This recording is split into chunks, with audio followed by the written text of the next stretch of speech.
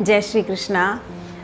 सभी राधा कृष्ण के प्रेमियों को, सब प्रेम भक्तों को मेरा हृदय से नमन है। और मेरे चैनल को सभी लोग बहुत प्रेम दे रहे हैं और बहुत ही प्रेम से सुनते हैं, कृष्ण के पूर्ण भाव में डूबकर सुनते हैं। तो आप सभी का तहे दिल से धन्यवाद करती हूँ। और यदि आपको मैंने अभी तक जो 9 श्लोक आपके साथ 8 श्लोक साझा किए हैं, यदि आप देखने से रह गए हैं तो आप डिस्क्रिप्शन में जाकर लिंक में देख सकते हैं। आपको मेरी सारी वीडियोज़ वहाँ मिल जाएंगी विद भावार्थ संस्कृत में, क्योंकि जब कृष्ण का प्रेम अंदर में उत्पन्न हुआ तो उन्हें पाने की एक लालसा, एक चाह उत्पन्न हुई, जिसकी वजह से बहुत चीज़ें पढ़ी सुनी। उसमें हमें एक सार मिला जिसे गोपी गीत का नाम हमारे समक्ष सबसे पहले आया। तो वही सबसे पहले हम आपके साथ साझा कर रहे हैं। तो और यदि आप हर वीडियो हमारा चाहते हैं कि आप सबसे पहले देखने मिले तो आप सब्सक्राइब कीजिएगा चैनल को, तो आपको हर वीडियो जैसे ही डलेगी वो आप तक सबसे पहले पहुंच जाएगी और आप कृष्ण की अनुभूति हर श्लोक को आप भावार्थ सहित सुन सकते हैं। और उसमें हम एक भजन भी हर एपिसोड में गुनगुनाते हैं। यदि वो भजन आपको पसंद आता हो और आप सुनना चाहते हो म्यूज़िक के सहित, तो आप मुझे कमेंट बॉक्स में लिख सकते हैं उस भजन के बारे में। वो भजन हम हर एपिसोड के एंड में गाते हैं, उसका एक पहरा गाते हैं, अंतरा। यदि आप सुनना चाहते हैं या पूरा भजन सुनना चाहते हैं तो हमें अवश्य ही उसमें कमेंट बॉक्स में आप लिख सकते हैं। हम लोग भौतिक जगत की वस्तुओं के लिए तड़पने लगते हैं। कहीं कोई हमारी प्यारी चीज़ यदि खो जाए, यदि आप सोचिए हम किसी चीज़ से बहुत प्रेम करते हैं और वो चीज़ अचानक हमारी हमसे खो जाए, तो हम घंटों घंटों उस चीज़ को पाने के लिए तड़पते रहते हैं। लेकिन जिस गोपी गीत का हम जिक्र कर रहे हैं उसमें तो जीव और शिव अर्थात भक्त और भगवान के मिलन और विरह उसमें हो रहा है, जिसका हम आपके सामने चर्चा कर रहे हैं। और जिसमें जन्मों जन्मों तक सिर्फ और सिर्फ गोविंद मिलन की आस में ही अपना जीवन बिताए हैं। उसे किसी और भौतिक वस्तु की, किसी चीज़ की चाहना ही नहीं है। परिवार, समाज, उसे किसी चीज़ की चाहना नहीं है। तो गोपियाँ तो स्वयं गोविंद मिलन की प्यास में गोपी के रूप में प्रकट भई हैं। फिर उन्हें विरह का क्या वर्णन हो सकता है। कृष्ण विरह की वेदना, जो कृष्ण के विरह की वेदना है वो अनंत गुना हृदय में लावा की जो बाढ़ होती है ना, प्रचंड अग्नि जिसे कहते हैं, वो प्रवाहित होने लगे, ज्वार भाटा के रूप में प्रफुल्लित होकर विस्फोट के रूप में बहने लगे। वे भाव है गोपी भाव, गोपी गीत, वही गोपी गीत बन जाता है। और इसीलिए स्वयं गोपियों ने जब कहते हैं ना ज्वाला फटता है, एकदम तीव्र अग्नि का एक प्रचंड अग्नि का वो निकलता है, ऐसे ही जो कृष्ण की जो विरह है उनके अंदर में इतना ज़्यादा उनको प्रचंड अग्नि में जला रहा है। तभी एक श्लोक में सुना भी था कि हमारे जलते हुए हृदय पर, वक्षस्थल पर अपने कोमल से चरण कमल जो शीतलता का प्रतीक है उनको हमारे वक्षस्थल पर रख दो ताकि हमें उस विरह से शांति मिल जाए। तो इसी भाव के साथ गोपियों ने गीत गाया है और अपनी वेदना का अविरल प्रवाह किया है, वो। और इसी उसमें गोपी गीत में कहती हैं, जिसमें 8 श्लोक के साथ हम साझा कर चुके हैं। हम 9वां श्लोक आज आपके साथ साझा करने जा रहे हैं।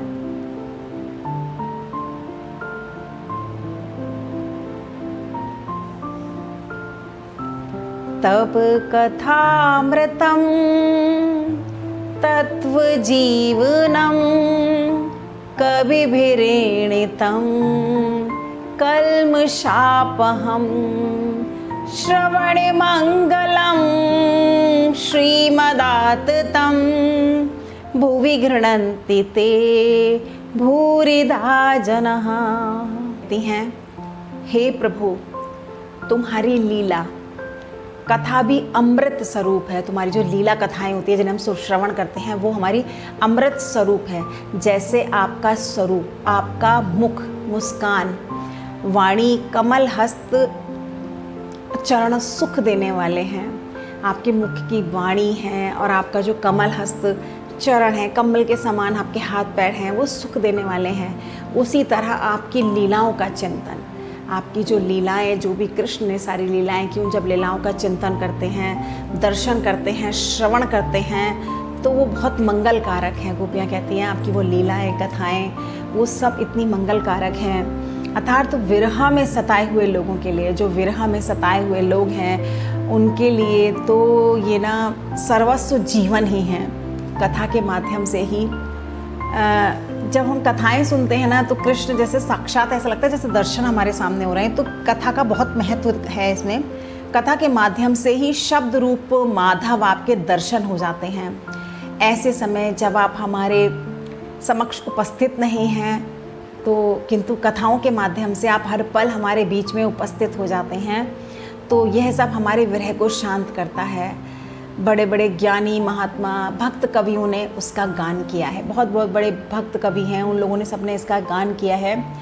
और कृष्ण का जो प्रेम है ना वो असीम है, और गोपियों का तो विरह का मतलब उनका इतना हृदय द्रवित है। वो बार बार यही कहती हैं कि जो भी हमने सारी लीलाएं कथाएं आपकी सुनती हैं तो ऐसा लगता है साक्षात हमारे पास दर्शन। कहते हैं कि जब आप किसी से भी प्रेम करते हैं या किसी से आप बहुत ज़्यादा अटैच्ड होते हैं और वो अचानक आपके इस जीवन से चले जाते हैं या वो नहीं होते हैं, तो आप उनकी क्या चीज़ों को स्मरण करते हैं? उनकी अच्छी चीज़ों को, उनकी लीलाओं को, या वो ऐसे करते थे, वो ऐसे करते थे, तो उनको याद करने का एक ज़रिया होता है, उनकी बातें करने का एक ज़रिया होता है, उनकी कथाएँ, उनकी बातें। तो वही सेम है कि कृष्ण की जो लीलाएँ कथाएँ हैं वो उपस्थिति का हमें अनुभव कराती हैं, ऐसा गोपियाँ बोलती हैं। ये सारे पाप ताप भी मिटाती ही हैं। साथ में श्रवण मात्र से, सुनने मात्र से ही, जैसे कि 7 दिन की कथा होती है तो उसको सुनने मात्र से ही परम मंगल परम कल्याण का दान भी करती हैं। वह परम सुंदर, परम मधुर और बहुत ही विस्तृत भी हैं। जो भी जीव आपकी कथा अमृत का दान करते हैं, अर्थात उन कथाओं का श्रवण, गायन, पाठन करते हैं, वो धन्य हैं। आपके शब्द रूप से दर्शन करवाने में समर्थ हैं। वो जो कथा करते हैं, जो श्रवण के द्वारा अपनी बातों को बताते हैं, हमारे समक्ष रखते हैं, उससे हमारे हृदय में भी वही वेदना उत्पन्न होती है। तो उन सभी का भी मतलब वो धन्य हैं जो आपकी कथा का वाचन कर पा रहे हैं। सच बताते हैं, कृष्ण की बातें हर कोई नहीं कर सकता। कृष्ण अगर स्वयं चाहें, कहते कि किसी चीज़ का अभिमान नहीं करना चाहिए कि आपको इतना प्रेम कृष्ण से, हमारा कोई कहते हैं हमारा कोई अस्तित्व नहीं है, ना हम कृष्ण से प्रेम कर सकते हैं। वो तो कृष्ण की कृपा हम पर है जो हम कृष्ण से प्रेम कर सकते हैं, या कृष्ण का भोग लगा सकते हैं, या कृष्ण का श्रृंगार कर सकते हैं। ये सारी कृपा कृष्ण की है, और ये हर किसी पर की कृपा नहीं होती है। पर जिस पे भी ये कृपा होती है वो अहंकार ना करे, बल्कि ये सोचे कि ये बहुत बड़ा कृष्ण का प्रेम है जो उन्होंने हम पर इतनी बड़ी कृपा की है कि हमें इस लायक समझा है। तो उनकी जो लीलाएं कथाएं हैं ना, उनका जो भी पाठन करता है, श्रवण करता है, वो सब धन्य हैं, क्योंकि शब्द से वो हमें दर्शन कराने में समर्थ हैं। तो तुम्हारी जो लीलाएं हैं उनका गान करते हैं, वास्तव में भूलोक में वो सबसे बड़े दाता हैं।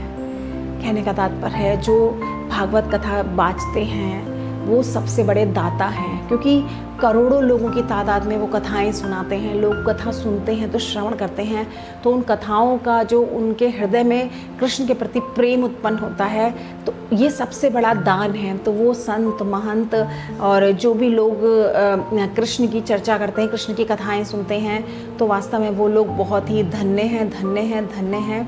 और उन सबका धन्यवाद भी गोपियों ने किया है। और नारद संहिता में जो नारद संहिता है उसमें स्वयं भगवान ने ये कहा है, स्वयं भगवान ने कहा है, ना हम वसामी बैकुंठे गोय नाम हृदय न वह मधत्ता यत्र गायन्ति तत्र तिष्ठामि नारद। हे नारद, ना तो मैं वैकुंठ में रहता हूँ, ये कृष्ण भगवान स्वयं कहते हैं कि ना तो ना बसामी बैकुंठे, ना तो मैं बैकुंठ में बसता हूँ, ना मैं योगियों के हृदय में रहता हूँ, योगियान हृदय नवा, ना मैं योगियों के हृदय में रहता हूँ, मैं तो वहाँ निवास करता हूँ जहाँ भक्तजन कीर्तन करते हैं। भक्ता यत्र गायन्ति तत्र तिष्ठन्ति नारद। हे नारद, मैं तो ऐसी जगह पर रहता हूँ जहाँ पे मेरे भक्तजन कीर्तन करते हैं, अर्थात भजनों के द्वारा ईश्वर को सरलतापूर्वक प्राप्त किया जा सकता है।